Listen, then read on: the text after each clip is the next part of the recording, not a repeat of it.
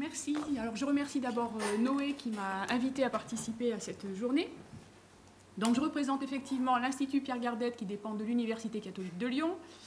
À l'Institut Pierre Gardette, nous conduisons des chantiers autour de la variété du français et des travaux sur les deux langues régionales en Auvergne-Rhône-Alpes, que sont l'occitan et le franco-provençal. Ces chantiers étant notamment autour de la variété de la langue, du français donc, autour de l'édition de textes en langue régionale, que ce soit des textes médiévaux ou des textes actuels, et également des travaux sur la toponymie, puisqu'en fait les lieux ont souvent été nommés avant que le français ne soit en place, et aujourd'hui certains mots nous paraissent complètement obscurs, sauf avec les nouvelles créations, le lotissement, là on a les hirondelles qui fleurissent avec les mouettes. Mais autrement, quand vous avez Montesuie, vous ne savez pas forcément que c'est un endroit qui est particulièrement sec. Quand vous aviez l'arrêt de bus de la Boutasse, c'était un endroit où il y avait une mare. Enfin bon, voilà. Donc, mon propos aujourd'hui, c'est plus la diversité des usages du français dans la région Auvergne-Rhône-Alpes. Je vais commencer par un témoignage personnel. J'avais entre 5 et 6 ans, je suis rentrée à la maison et l'après-midi, je l'avais passé avec une copine chez une de ses parentes. Et je dis... Cet après-midi, j'étais chez la tatan de la voisine. Et là, ma sœur m'arrête et me dit « Mais qu'est-ce que tu dis? Tu parles comme il faut, quoi. » Je dis « J'étais chez la tatan. » Non, on ne dit pas tatan, on dit tata. Ah bon, d'accord. Donc à la maison, j'avais bien compris, je disais tata. Et quand j'étais chez la voisine, je parlais de la tatan. Autre rappel, si on peut dire, à l'ordre. En CM2, j'avais mon crayon qui était par terre. Je le ramasse et l'instituteur m'arrête et me dit « Qu'est-ce que tu fais ?» Je dis ben, « Je ramasse mon crayon. » « Tu ramasses ton crayon ?»« Ben oui, j'ai tombé mon crayon. »« Ah non, tu n'as pas tombé ton crayon. Ah, bon, tu as fait tomber ton crayon. »« Bon, je n'ai pas fait tomber mon crayon, je n'ai pas fait exprès, je n'ai pas fait tomber mon crayon. » Alors bon, il me dit « Bon, tu as laissé tomber ton crayon. » Non, je n'ai pas laissé tomber. Si je le laisse tomber, je le regarde, là, qui tombe. Non, je n'ai pas laissé tomber. Bon, enfin, je devais avoir déjà quelque chose qui... Voilà. J'ai compris, là encore, que les garçons pouvaient tomber les filles, mais qu'on ne pouvait pas tomber, enfin, on devait laisser tomber son crayon. Voilà, j'ai accepté. Alors, je passe à la diapo suivante.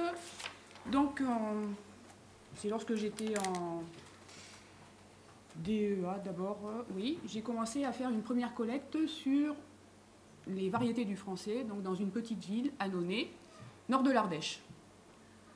La petite ville est intéressante parce que vous savez que l'Ardèche, c'est la Corse continentale. Et en fait, pour illustrer ça, je mets les frères Montgolfier, les papiers Canson, la famille Canson et Montgolfier étant alliés par mariage, et les tanneries. Donc à Annonay, on a les tanneries depuis le XIIe siècle, et il y a encore une entreprise de tannerie présente et qui est une sous-partie d'Hermès actuellement.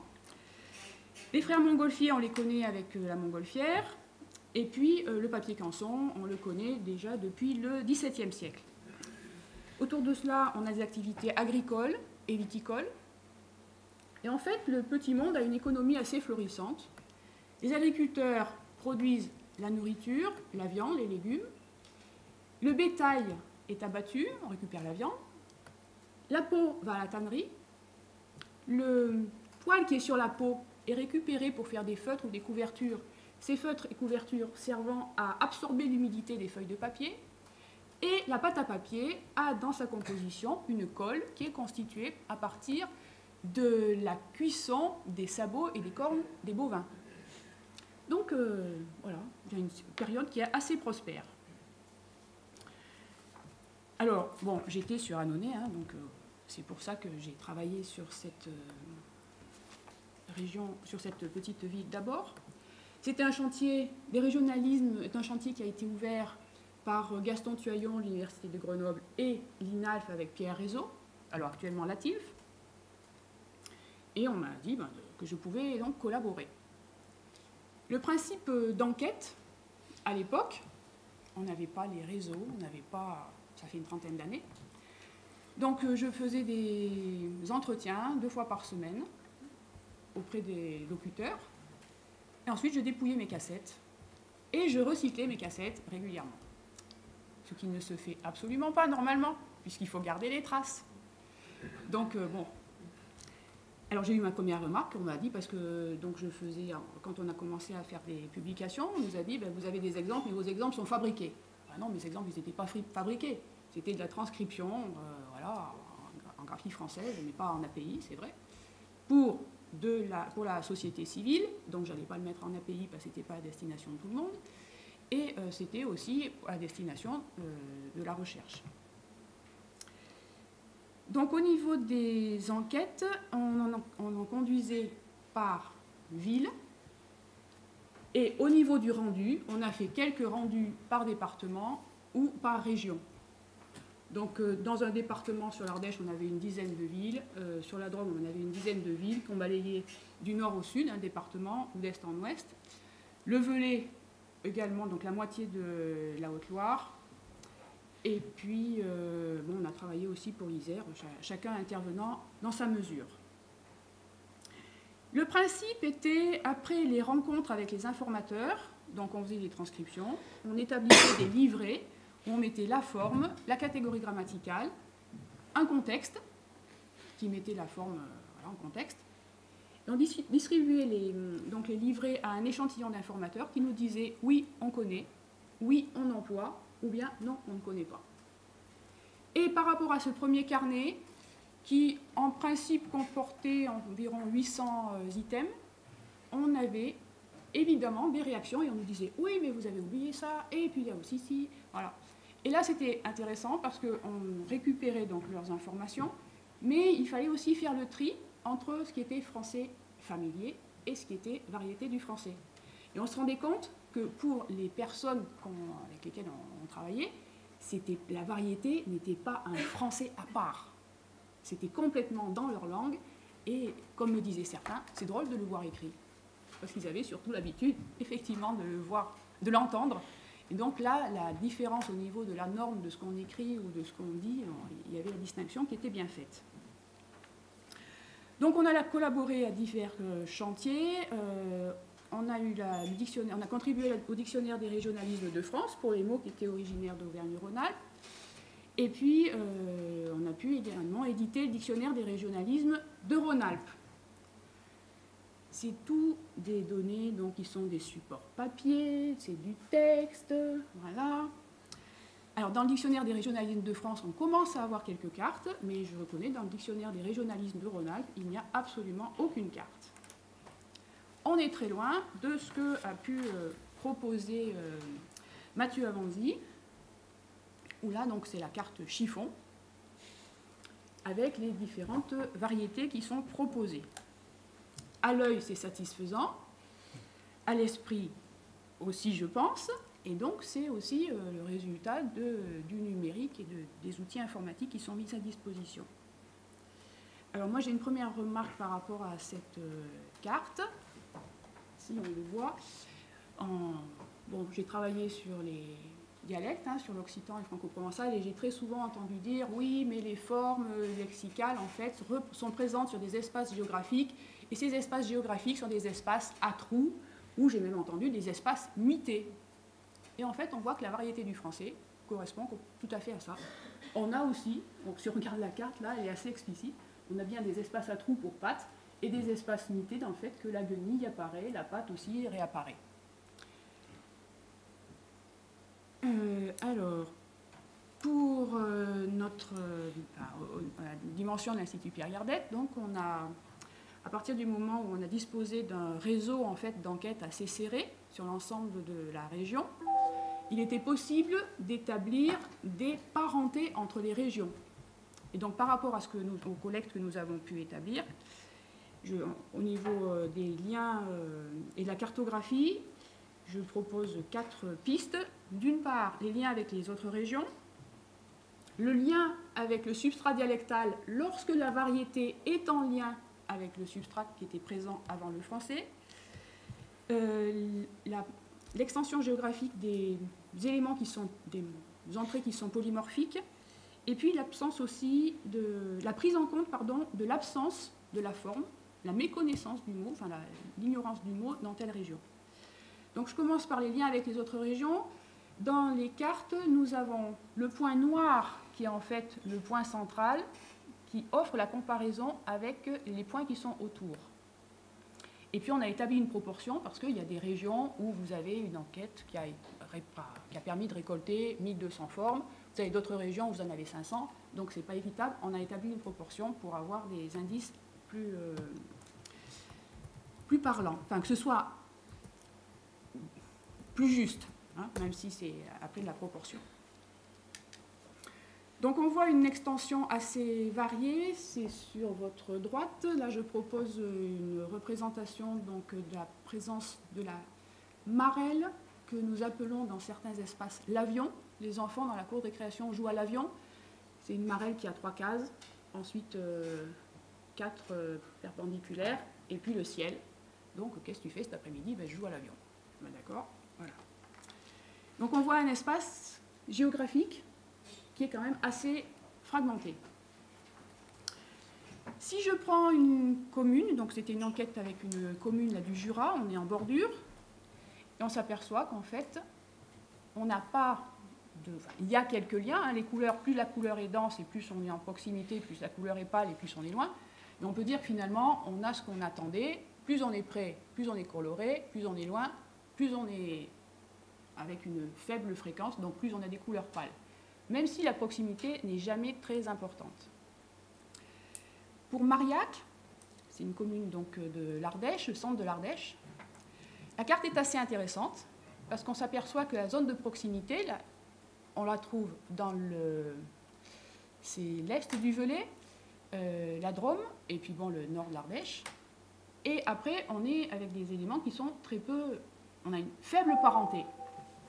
Et en fait, là, moi, cette carte m'intéresse parce que en gros, c'est la seule qui représente aussi la limite du franco-provençal et de l'occitan. Donc, au niveau de la variété du français, on a une trace, là, aussi, de la variété du substrat. Pour les régionalismes dans l'Ain, donc on voit que l'Ain a une grande proximité avec le Rhône, mais on peut aussi penser que le couloir rhodanien est un vecteur qui permet que les formes descendent plus dans le sud. Les Savoies, elles, font, on le remarque, bande à part. Il y a quelques parentés avec les voisins, mais assez faibles. Alors j'en viens à ma deuxième catégorie, le lien entre le régionalisme et la forme dialectale lorsqu'elle existe. Le fromage maigre obtenu par la cuisson du babeur, le sarassou, ou sarrason, ou le sérac, le serré en fonction des régions. Alors aujourd'hui, dans les grandes surfaces, quand vous achetez du sarassou, c'est juste du fromage blanc souvent. Bon. Vous trouvez quand même sur les marchés ce que j'appelle moi du sarassou. Ce qui est intéressant déjà dans la forme sarassou, sarrason, c'est qu'on a une terminaison en ou et une terminaison en on. La terminaison en ou est plutôt occitane, la terminaison en on est soit d'influence languedoïne, soit franco-provençale. Ce qu'on peut tirer aussi comme leçon en voyant ces deux cartes, donc à gauche vous avez les formes dialectales, les pattes de chat c'est pour sarassou, sarrason, et la zone grisée pour sérac. À droite, on s'aperçoit que la forme sarassou a gagné sur la Drôme. En Ardèche, on a une assez forte production laitière et les produits sont descendus dans le département à côté. Par contre, on s'aperçoit que la forme est absente dans le domaine du Lyonnais, où très probablement la réalité a disparu en même temps que la forme. Mais la réalité, par contre, s'est étendue au nord, puisque dans les régionalismes, on le retrouve jusque dans le Jura. Autre exemple d'un fromage que l'on fait pourrir, alors je ne sais pas si vous connaissez ou pas, oui. La petafine, moi je connais ça sous la forme de foujou, c'est quand vous avez des restes de fromage, vous les mettez dans un pot en terre en principe, et pour le faire bien mûrir, vous mettez un peu d'alcool, donc après ça vous fait un fromage qui a une forte saveur. Alors c'est intéressant, c'est un champ sémantique qui relève de la gastronomie. Si l'on regarde les attestations que l'on trouve au niveau des dialectes, on a des éléments qui sont pratiquement ponctuels. Et au niveau, par contre, de la variété du français, les formes se sont étendues. Donc on a un comportement qui est varié en fonction des réalités. On peut aussi faire des comparaisons qui mettent en rapport donc, le polymorphisme du régionalisme. Alors là, je vous propose le caillou et le caillon qui n'est autre que le cochon. En fait, pour ma part, j'ai certains locuteurs qui traitent leurs amis de caillou ou de caillon. Et ensuite, la bête sur pied, c'est aussi du caillou et du caillon, mais ils ne mangent que du cochon. Alors, la carte de caillou-caillon, si on prend la partie à gauche, vous avez bien les formes en 11 que je disais tout à l'heure, avec une terminaison française ou franco-provençale, et qui respectent le domaine franco-provençal qui est tracé en trait d'union et qui va en gros des monts du Forêt jusqu'à la Suisse romande en débordant en Italie sur la partie de la vallée d'Aoste. Bon, donc nous, dans notre espace-là, les formes franco-provençales sont en on, les formes en ou sont bien dans le domaine occitan, et puis on a les formes en un aussi, avec un nasal qui est conservé et toujours dans le domaine occitan. Si on regarde l'extension de la variété, on a encore des cailloux et des caillons. Les cailloux ne sont pas remontés dans le nord, mais par contre, les caillons sont descendus dans le sud. C'est-à-dire que vous allez dans l'Ardèche ou la Drôme, vous pouvez dire caillou, caillon, peu importe. On vous comprendra dans les deux cas. En revanche, si vous allez en espace dialectal franco-provençal, si vous dites caillou, on va vous dire ta forme, elle sort d'où là? Normalement, c'est caillon qu'on attend. Et c'est quelque chose qui est récurrent. Là, c'est un autre exemple, c'est celui du darbou, du darbon, c'est-à-dire de la taupe. Même chose, les formes en on au niveau du dialecte respectent l'espace franco-provençal. Les formes en ou un sont en forme occitane. Et au niveau de la variété, on parle aujourd'hui du darbon ou du darbou, et on voit toujours l'influence du franco-provençal qui descend, alors que la forme occitane ne descend pas, ne remonte pas, pardon.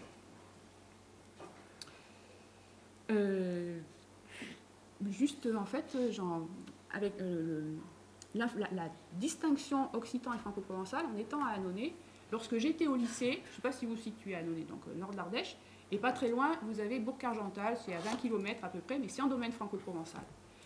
Et c'était clair, alors d'accord, ça fait 30 ans, donc aujourd'hui je ne sais pas, mais au lycée, les jeunes d'Annonay, lorsqu'ils avaient quelque chose à faire, ils le faisaient. Alors que les jeunes de Bourg-Argental, s'ils avaient quelque chose à faire, ils y faisaient tous. Donc on avait cette distinction et on savait dans la coopération, ah toi t'es de Bourg, oui toi t'es d'Annonay. Oui. Donc on avait une variété qui pouvait être illustrée. J'arrive à ma dernière illustration, la prise en compte de l'absence du régionalisme. Donc les points en bleu, la présence, et les points en rouge, l'absence. Ça, c'est possible d'exploiter parce que nous avons nos livrets dans lesquels les informateurs nous ont dit inconnus. Et lorsque la forme est inconnue par l'ensemble des informateurs, ce n'est pas juste parce qu'il y en a un qui ne le connaît pas, de même que lorsque la forme est connue par un seul informateur, on ne la retient pas parce que ça peut être un idiolecte, mais là, on est sur des formes inconnues. Donc, à la BAD, c'est utilisé dans le monde rural, mais c'est aussi utilisé dans la maison, on peut laisser ses affaires à la BAD. Bon, c'est pas bien, donc on n'est pas rangé, pas organisé, on laisse les affaires en désordre. Et en fait, c'est une forme qui était assez présente sur l'ensemble du sud-est de la France au niveau dialectal.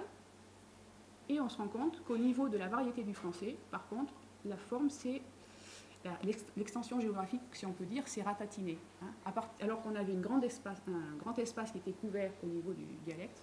Ensuite, au niveau de la variété du français, on a beaucoup moins d'attestations. Donc ça, c'est un cas de figure. Le bagnon, alors vous allez me dire c'est une vieille réalité, cuvier à lessive, petit baquet en bois, c'est effectivement une vieille réalité, mais par contre c'est devenu un objet de décoration, donc on le retrouve. On l'a encore. Et c'est intéressant parce que vous allez retrouver la même remarque que j'ai faite tout à l'heure avec, je ne sais plus lequel, enfin bon, peu importe, c'était pour Marillac. On a là encore inconnu à partir du moment où on est en domaine occitan. La pointe de la Drôme est en domaine franco-provençal, ça commence à disparaître, on est proche de la variété occitane, et on ne le trouve qu'en domaine franco-provençal et non pas en domaine occitan. Bayan-Bayane, c'est une réalité qui est assez présente et qui connaît une grande variété au niveau de sa dénomination. Donc, connu en grande partie dans la Drôme. Bayan-Bayane, légumes extraits de la soupe et arrosés d'huile d'olive. On comprend que la réalité ne soit pas comprise partout, parce que de l'huile d'olive, il n'y en a pas partout. Hein, donc c'est une forme qui est là depuis longtemps, et les oliviers ne poussent pas à toutes les altitudes. Et notamment pas en Ardèche, où dans certaines régions, on dit que pour arriver sur le plateau ardéchois, il faut que les coqs aient des griffes à leurs ergots, à leurs serres. À leurs pattes, pardon. Et on est dans du vocabulaire quotidien, très présent dans le sud. On a d'autres formes, plus au nord, qui sont le retiré, la retouraille. Bon, ça correspond à une réalité. La bassouille, la personne bavarde. L'extension géographique de la forme est une extension assez ramassée. Et on peut penser qu'en fait, la forme a rayonné depuis Saint-Étienne et non pas depuis Lyon. Souvent, on dit que les formes rayonnent, qu'une ville peut servir de centre directeur. Mais on peut avoir, à partir de Saint-Étienne, la forme a pu rayonner vers le Velay, par la vallée du Gier, et vers le Lyonnais également. Donc là, on est plus sur une influence qui est liée aussi à des relations économiques, puisqu'il y a eu beaucoup d'échanges de personnel, en fait. Hein, la main-d'œuvre descendait du Velay à Saint-Étienne, et puis d'échanges encore aujourd'hui entre Saint-Étienne et Lyon.